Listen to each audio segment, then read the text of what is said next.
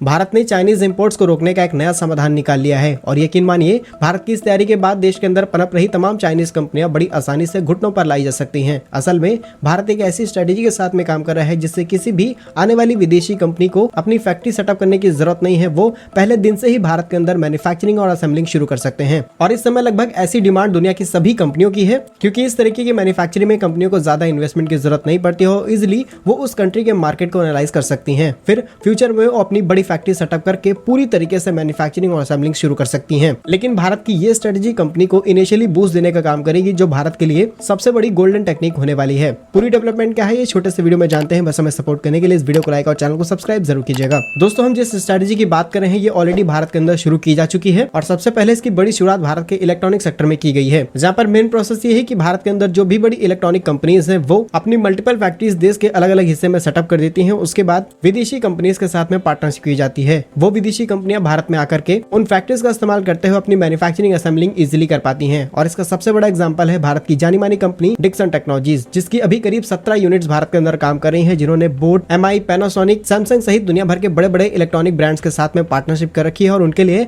Manufacturing और assembling इनकी units में की जाती है। और अब ऐसी ही एक शुरुआत की जा चुकी है एक नोएडा बेस्ड कंपनी जिसका नाम है सुपर प्लेस्ट्रॉनिक, जहाँ पर ये भारतीय कंपनी सबसे पहले देश के अंदर स्मार्ट टीवीज को मैन्युफैक्चर करने का काम शुरू कर रही है क्योंकि भारत का जो स्मार्ट टीवी मार्केट है वो हर साल करीब 16% की ग्रोथ रेट के साथ में आगे बढ़ रहा है। 2022 में इस मार्केट की वैल्यू करीब 9.88 बिलियन यूएस डॉलर थी और 2030 तक ये मार्केट बहुत बड़ा होने वाला है। बट उससे भी बुरी चीज ये है कि भारत के इस मार्केट पर चाइनीज ब्रांड्स का कब्जा है और इसीलिए इन इंपोर्ट्स को रोका जाए, इसलिए भारत इस स्ट्रेटजी के साथ में काम कर रहा है। फिलहाल सुपर प्लेस्ट्रॉनिक अगले 2 सालों के अंदर भारत के अंदर अपनी कई मल्टीपल फैक्ट्री सेटअप कर देंगे और भारत के स्मार्ट टीवी मार्केट का करीब 8% हिस्सा ये अपने नाम करने वाले हैं। करंटली कंपनी के पास 5 बड़े ब्रांड्स के पार्टनरशिप्स हैं, जिसमें शामिल है थॉमसन, कोडाक, ब्लूपंक, व्हाइट वेस्टिंगहाउस और व्हाइट वेस्टिंगहाउस, इलेक्ट्रोलस एंड ट्रेडमार्क। और अब से कुछ महीनों पहले ही कंपनी ने अनाउंसमेंट की थी कि वो उत्तर प्रदेश की अपनी हापुड़ यूनिट को और ज्यादा एक्सपेंड करने वाले हैं क्योंकि अभी इसकी जो प्रोडक्शन कैपेसिटी है वो 7 लाख यूनिट्स है, लेकिन इसे बढ़ाकर के करीब 2 मिलियन यूनिट्स तक पहुंचाना है। कंपनी एक नया प्लांट को सेटअप करेगी जो पूरी तरीके से ऑटोमेटिक ऑपरेशन होगा और इसके अंदर 300 करोड़ रुपए तक की इन्वेस्टमेंट की जाएगी। टोटल कंपनी की इन्वेस्टमेंट का प्लान करीब 2000 करोड़ रुपीस का है, जिसमें से साल 2023 और 24 में 1200 करोड़ और 22 और 23 में करीब 700 करोड़ रुपए तक की इन्वेस्टमेंट की जाएगी। और इसी तरीके से इन्वेस्टमेंट करके ये भारत के अंदर अलग अलग फैक्ट्री सेटअप करेंगे, जिसमें ये और भी ब्रांड्स के साथ में पार्टनरशिप करके